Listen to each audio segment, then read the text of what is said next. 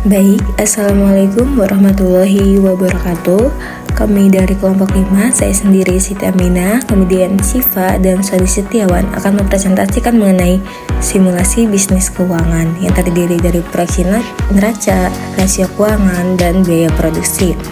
Kemudian saya akan menjelaskan untuk slide 2 sampai 4. Jadi untuk di slide 2 itu di sini kita membahas terlebih dahulu mengenai pengertian dari simulasi bisnis.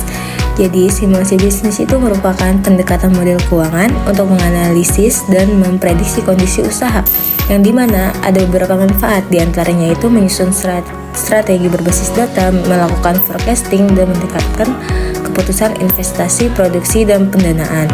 Selanjutnya ada proyeksi neraca, di mana neraca itu adalah sebuah laporan keuangan yang menyajikan posisi aset, liabilitas, dan ekuitas perusahaan pada suatu titik waktu tertentu dengan komponen diantaranya.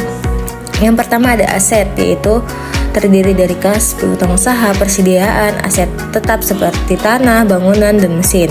Kemudian yang kedua ada liabilitas, diantaranya utang usaha, utang bank, dan obligasi.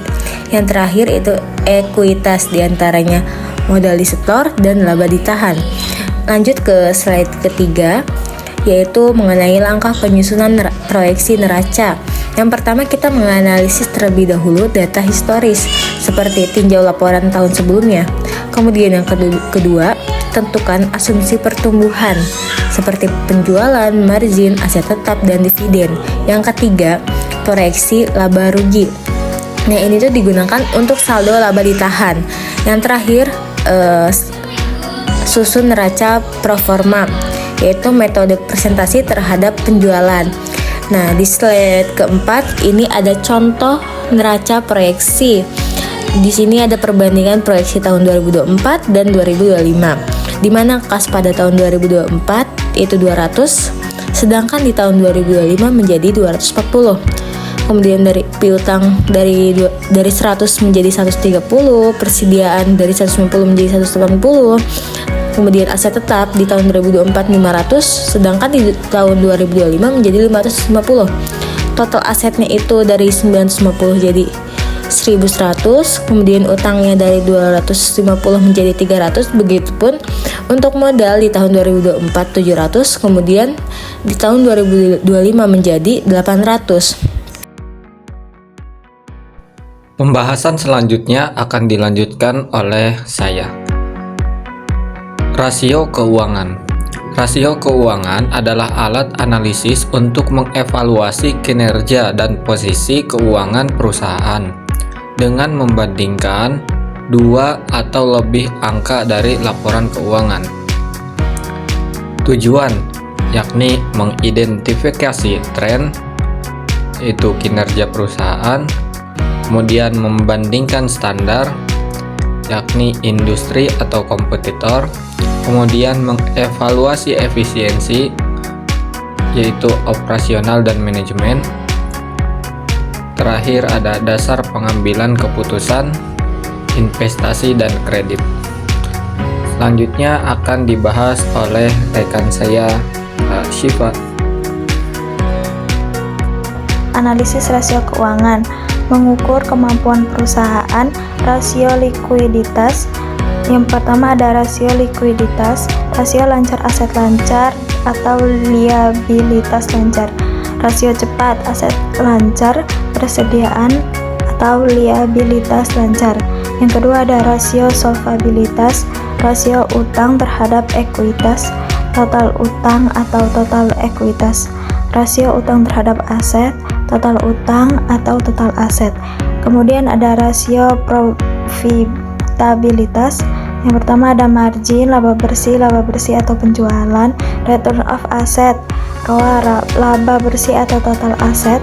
Yang ketiga ada return on equity atau ROE, laba bersih atau ekuitas. Yang keempat ada rasio aktivitas, efisiensi, perputaran, persediaan, HPP, persediaan rata-rata. Yang kedua ada perputaran piutang, penjualan kredit atau piutang rata-rata. Kemudian di sini ada contoh perhitungan rasio record rasionya 600 juta sampai 300 juta 2.0. Kemudian ada ROE return of equity-nya dengan 120 juta sampai 800 juta 15%. Kemudian ada DER-nya 300 juta sampai 800 juta. Kemudian di sini ada perhitungan biaya produksi. Semua biaya mengubah bahan baku menjadi produk. Yang pertama ada biaya bahan baku langsung, bahan utama integral produk jadi. Yang kedua biaya tenaga kerja langsung seperti upah pekerja langsung produksi. Kemudian yang ketiga ada biaya overhead pabrik selain bahan baku dan tenaga kerja langsung. Kemudian contoh perhitungan biaya produksi. Total biaya produksi bahan baku, tenaga kerja, overhead. Yang pertama bahan baku langsung seperti kayu, kain, terigu. Yang kedua tenaga kerja langsung, upah tukang kayu seperti upah tukang kayu dan atau penjahit.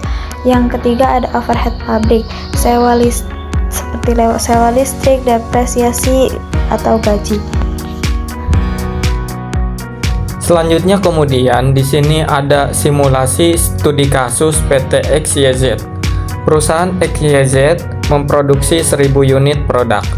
Biaya bahan baku langsung 5 juta, biaya tenaga kerja langsung 3 juta, biaya overhead pabrik 1 juta, sewa pabrik, listrik pabrik 500.000, depresiasi mesin 700.000, gaji 800.000.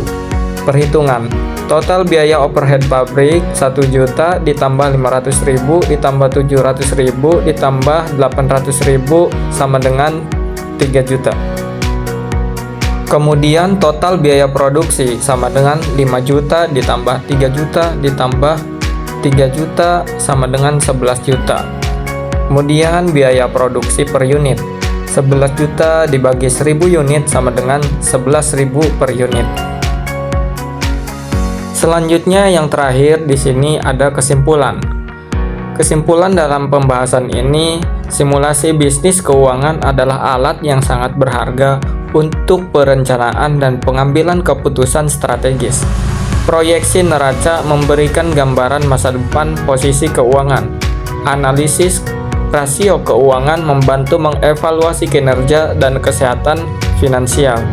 Perhitungan biaya produksi fundamental untuk penetapan harga dan profitabilitas. Dengan mengintegrasikan ketiga aspek ini, perusahaan dapat membuat keputusan yang lebih cerdas dan proaktif. Nah, sekian pembahasan dari kami.